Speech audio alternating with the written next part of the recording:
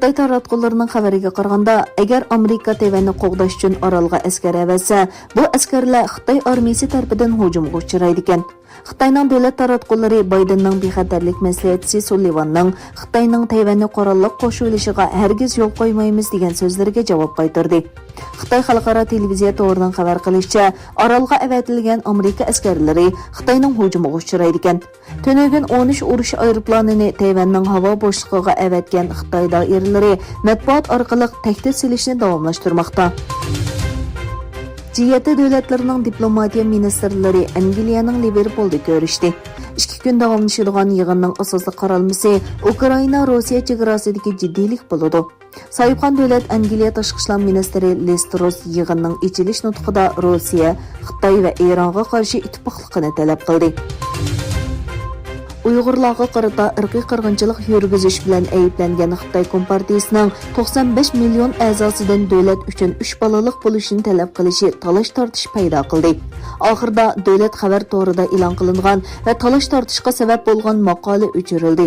Bir mezgildan buyon Xitoyda nopusning qirilishi va tug'ilish nisbatining tuvanlishi zo'r bir ijtimoiy masala bo'lib o'tirg'a chiqmoqda. İtaliyada 2035 yılgacha 2 yiqilg'u motori ishlatadigan mashinalarni ishlab chiqarish va setishni oxirlashtirish qaror qilindi. Agar bu qaror qonunga aylansa, 2035 yildan boshlab faqat elektr va hidrogen mashinalarla yurishga ruxsat qilindi.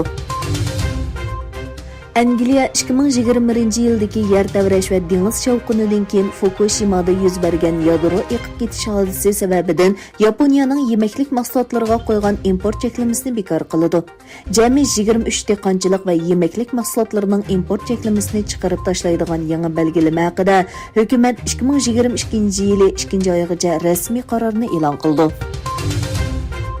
Amerikaning Kentucky shtatida yuz bergan qo'yun apitida kam deganda 50 odam qazo qildi. Kentucky valisi Bishar qazo qilganlarning sonining 70 dan 100 gacha bo'lishi mumkinligini aytdi.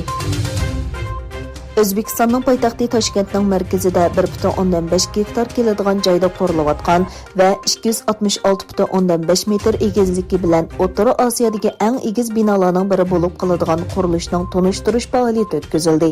Egilanishicha, Turkiya va O'zbekiston shirkatlari birlikda elib borgan bu qurilish tamomlangandan keyin O'zbekistondagi eng egiz bino bo'lib qoladigan.